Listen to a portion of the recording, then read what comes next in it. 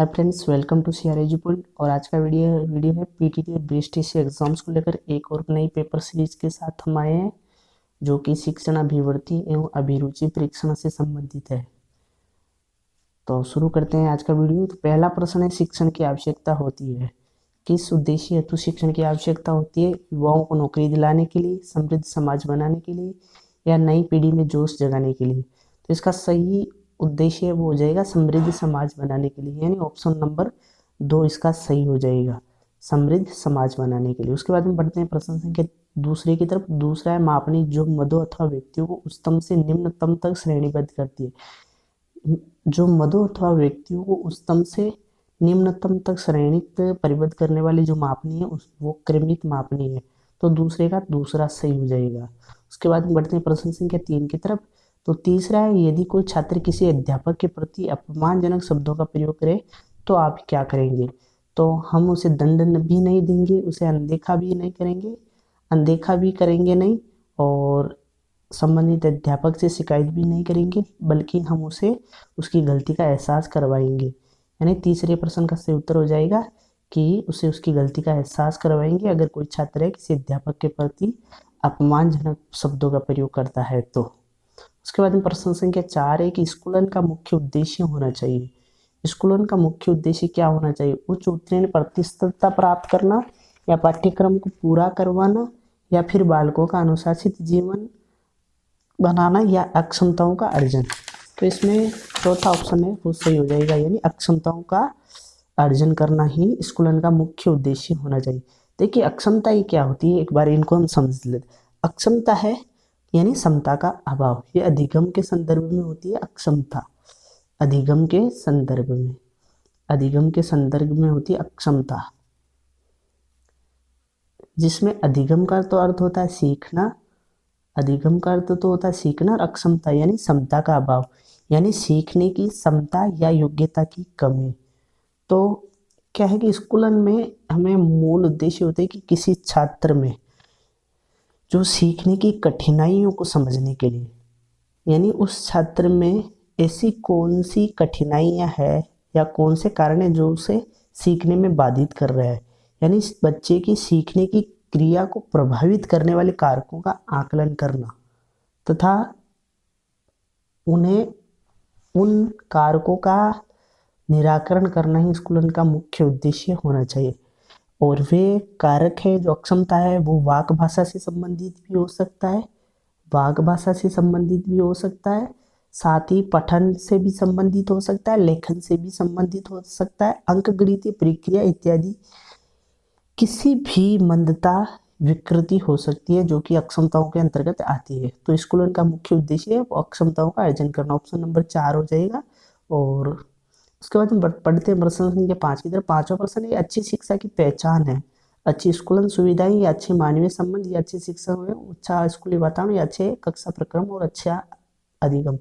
तो अच्छी शिक्षा की पहचान यही है कि उसका कक्षा प्रक्रम है वो अच्छा होना चाहिए तथा अधिगम भी अच्छा होना चाहिए। तो ऑप्शन नंबर 5 का चौथा सही हो जाएगा। उसके बाद बढ़ते हैं प्रश्न संख्या 6 की तरफ। छठा प्रश्न है कि प्राथमिक शिक्षा के विद्यार्थियों को कैसे कार्य देंगे। अगर कोई विद्यार्थी है जो कि प्राथमिक कक्षा में, तो उसे हमें कैसे कार्य देना चाहिए? तो उसे हमें सृजनात्मक अमूर्त की बजाय है वो छोटे और लचीले कार्य देने चाहिए। तो छठे का पहला सही हो जाएगा, यानी प्राथमिक कक्षा के विद्यार्थियों को हमें छोटे और लचीले कार्य देने चाहिए। उसके बाद में बढ़ते प्रश्न संख्या 7 की तरफ। सातवां प्रश्न है कि अनौपचारिक शिक्षा का सर्वाधिक सशक्त माध्यम कौन सा है। तो दोस्तों, अनौपचारिक शिक्षा का सर्वाधिक सशक्त माध्यम है वो है दूरदर्शन, ने की चलचित्र, आकाशवाणी और समाचार पत्र, क्योंकि ये तीनों ऑप्शन है वो इसके अंतर्गत सम्मिलित रहते हैं दूरदर्शन। इसका सही ऑप्शन हो जाएगा 7वें का पहला, यानी अनौपचारिक शिक्षा का सर्वाधिक सशक्त माध्यम है वो दूरदर्शन है। अब हम बात कर ले कि औपचारिक और अनौपचारिक शिक्षा कौन सी होती है, यानी कौन सी शिक्षा पद्धति औपचारिक होती है और कौन सी अनौपचारिक। तो मैं बता देता हूँ, जो विद्यालयों में शिक्षा दी जाती है वो औपचारिक होती है, यानी ऐसी शिक्षा जिसमें समय, स्थान, अध्यापन विधि और पाठ्यक्रम पूर्व निर्धारित रहता है और वो एक निश्चित उद्देश्य की प्राप्ति हेतु दी जाती है, तो वो तो कहलाती है औपचारिक शिक्षा।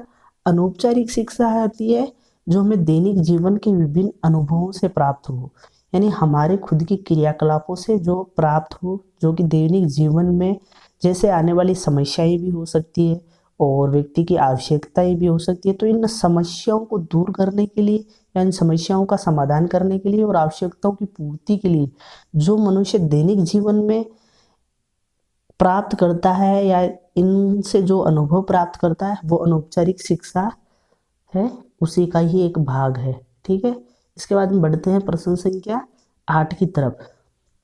तो प्रश्न संख्या 8 है कि निम्नांकित में से किसी मूल्य की संज्ञा नहीं दी जाती है।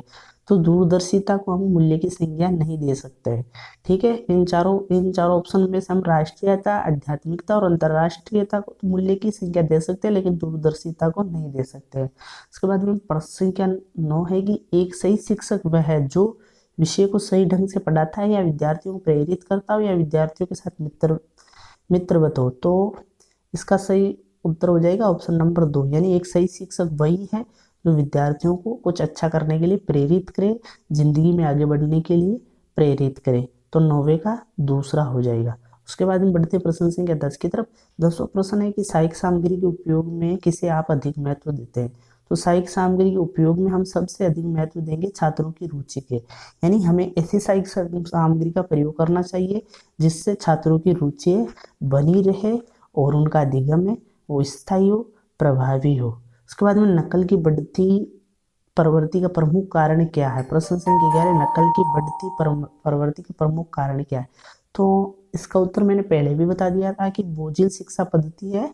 तो वही मतलब आज की बोझिल शिक्षा पद्धति है, वो विद्यार्थियों के लिए नकल की बढ़ती प्रवृत्ति का कारण है। तो इसमें सही उत्तर हो जाएगा ऑप्शन नंबर 1, वर्तमान शिक्षा पद्धति, जो कैसी है, बोझिल शिक्षा पद्धति है।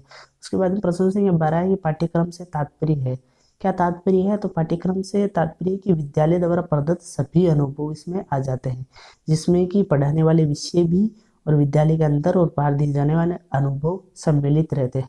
तो 12वीं का सही हो जाएगा ऑप्शन नंबर 3, यानी विद्यालय द्वारा प्रदत्त सभी अनुभव है पाठ्यक्रम के अंतर्गत आते हैं। प्रश्न संख्या 13 की भाषा अधिगम में समस्याएं किसकी कमी कारण आती है।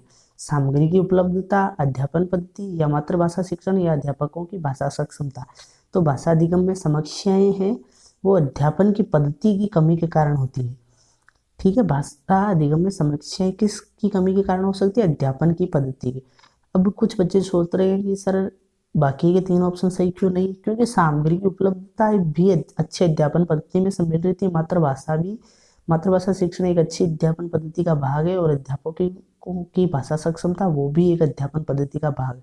तो ये तीनों ऑप्शन है वो अगर रहेंगे तभी अध्यापन की पद्धति अच्छी रहेगी, और अगर अध्यापन की पद्धति में कमी रहेगी तो भाषा अधिगम में समस्याएं आएगी। तो 13वां का पहला सही हो जाएगा। उसके बाद में बढ़ते प्रश्न संख्या 14 की तरफ। 14वां प्रश्न है कि शिक्षा का व्यवसायीकरण निम्नलिखित में से किससे सीधे संबंधित है। तो शिक्षा का व्यवसायीकरण है वो सीधे तौर पर व्यवसाय में संलग्न होने के लिए विद्यार्थियों को आवश्यक कौशलों की ज्ञान व्यवस्था करवाने से संबंधित है।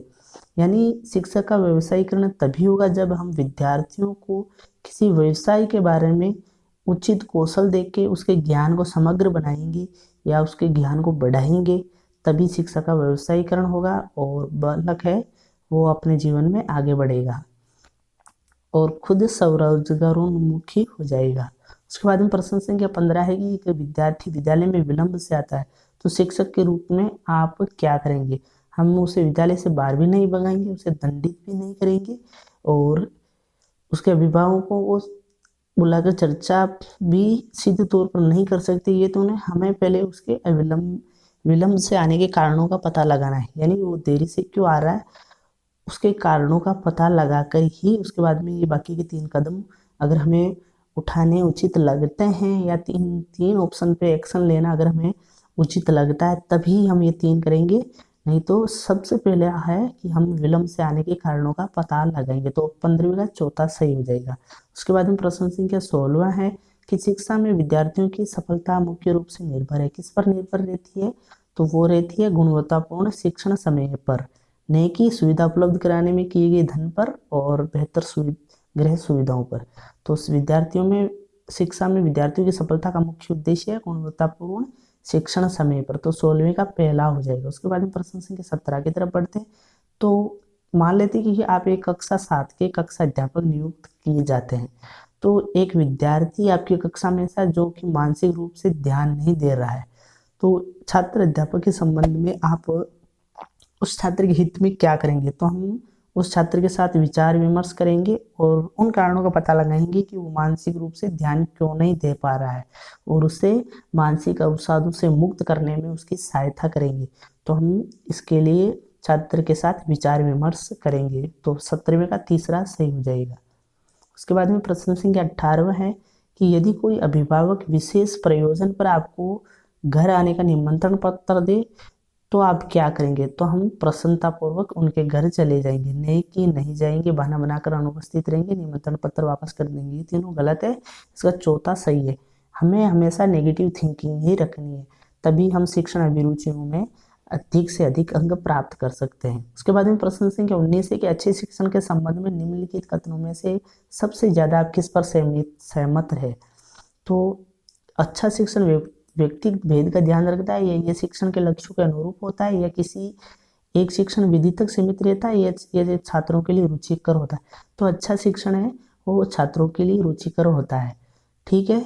और व्यक्तिगत भेद का ध्यान ये नहीं रखता है, तो इसके बजाय ये सही है कि ये छात्रों के लिए रुचिकर होता है। उसके बाद में प्रश्न संख्या 20 की तरफ बढ़ते कि अनौपचारिक शिक्षा के लक्ष्य समूह कौन सा है? अनौपचारिक शिक्षा जो कि विद्यालय के बाहर मिलती है हमें, तो वो केवल है विद्यालय छोड़ देने वाले बच्चों के लिए है, वो एक उपयुक्त है और सशक्त माध्यम है। यानी अनौपचारिक शिक्षा के लक्ष्य समूह कौन सा है?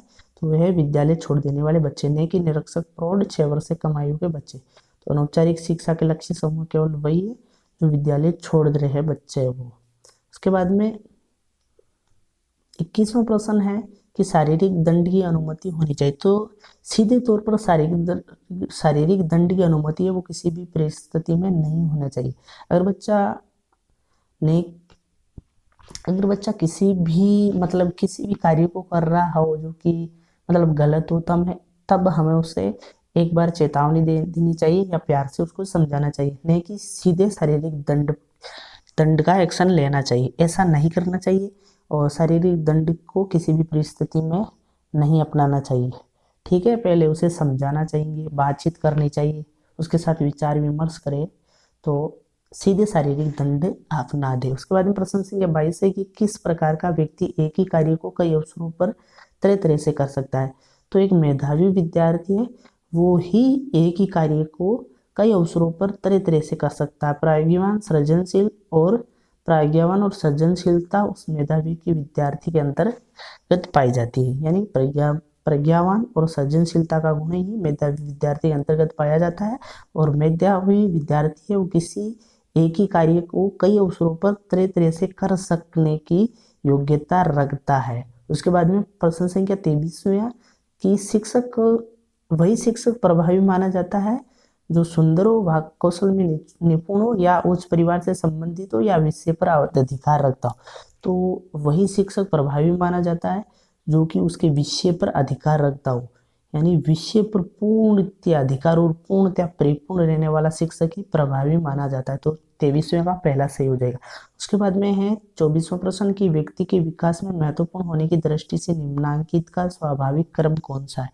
यानी व्यक्ति के विकास में महत्वपूर्ण होने की दृष्टि से इनका सही क्रम कौन सा है? परिवार, समुदाय, देश और विश्व। तो व्यक्ति के विकास में है सबसे पहले आता है उसका परिवार के बाद में आता है समुदाय के बाद में देश, और उसके बाद में विश्व। तो पहले आ जाएगा ए के बाद में सी के बाद में बी और डी, ACBD जो कि ऑप्शन नंबर 2 में है, जो 24वें का दूसरा सही हो जाएगा। उसके बाद में बढ़ते हैं प्रश्न संख्या 25 की तरफ। तो 25वां प्रश्न है कि विद्यालय के समय के पूर्व तथा बाद में आप निम्नलिखित में से कौन सा काम करना पसंद करेंगे? तो हम विद्यालय के समय से पहले और बाद में हम घर में बच्चों को पढ़ाना पसंद करेंगे, नहीं कि निजी व्यवसाय, होम्योपैथिक, प्राकृतिक चिकित्सा और आर्थिक कार्यक्रम का आयोजन करने की बजाय हम घर में बच्चों को पढ़ाना पसंद करेंगे, क्योंकि हमारा मूल कार्य ही अध्यापन ही है। उसके बाद में 26वां प्रश्न है कि शिक्षण व्यवसाय में उन्हें ही जाना चाहिए जो ज्ञानवान हो, चतुर या बालकों में रुचि लेते हो। तो शिक्षण व्यवसाय में वही उन्हीं व्यक्तियों को जाना चाहिए जो कि बालकों में रुचि लेते हो, क्योंकि जो बालकों में रुचि लेंगे वो ही बालकों को सृजनशील बनाएंगे और उनको आगे बढ़ने के लिए प्रेरित करेंगे। उसके बाद में प्रश्न संख्या 27वां है कि प्रभावी शिक्षक आप उसे मानेंगे जो बालक को उच्च अंक दिला सके, या बालक को रोजगार दिला सके, या बालक को खेलने का अवसर दे, या बालक का सर्वांगीण विकास कर सके। तो बालक का सर्वांगीण विकास कर सकने वाला अध्यापक ही प्रभावी शिक्षक होगा। उसके बाद में प्रश्न संख्या 28 में कि एक कथन है जो कि यह है कि लाड से बच्चे बिगड़ जाते हैं को किस वर्ग में वर्गीकृत किया जाता है। तो ये लोगों की एक धारणा है कि लाड से बच्चे बिगड़ जाते हैं, लाड से बच्चे बिगड़ते नहीं हैं, ठीक है। ये लोगों की एक धारणा है, जो 28वां का पहला सही हो जाएगा। उसके बाद में 29वां प्रश्न है कि गणवेश या यूनिफॉर्म का विद्यालयों में प्रचलन है। क्यों प्रचलन है? बालक सुंदर दिखते हैं, या संस्था आर्थिक लाभ कमाती है, या छात्रों के गुम होने की संभावना नहीं रहती है, या फिर एकात्मकता झलकती है। तो इसका सही हो जाएगा कि यूनिफॉर्म का मूल उद्देश्य ये रहता है कि इससे एकता बनी रहे। और 30वां प्रश्न है कि आपकी दृष्टि से देश को 21वीं सदी में सफलतापूर्वक पहुंचाने के लिए जोर देना चाहिए। हमें किस पर जोर देना चाहिए? जन शिक्षा पर, उच्च शिक्षा पर, हरित क्रांति पर, या सौर ऊर्जा पर? तो हमें न कि उच्च शिक्षा की बजाय सबसे पहले हमें जन शिक्षा पर जोर देना चाहिए, क्योंकि अगर हर व्यक्ति शिक्षित होगा या साक्षर होगा तभी किसी कोई देश है वो सफलतापूर्वक 21वीं सदी को आगे बढ़ा सकता है। उसके बाद में 31वां प्रश्न है वैकल्पिक स्कूलन मुख्यतः किनकी आवश्यकता पूरी कर सकता है? वैकल्पिक अध्ययन आवारा बालकों की, प्रवासी बालकों की, या स्कूल के बाहर के बालकों की, या स्कूली बच्चों की? तो वैकल्पिक अध्ययन है वो स्कूल के बाहर के बालकों की आवश्यकता को पूरी कर सकता है। उसके बाद में तो चलो ठीक है, आज की इतने ही प्रश्न। और वीडियो पसंद आए तो प्लीज़ इसे लाइक करें, अपने दोस्तों के पास शेयर जरूर करें। धन्यवाद।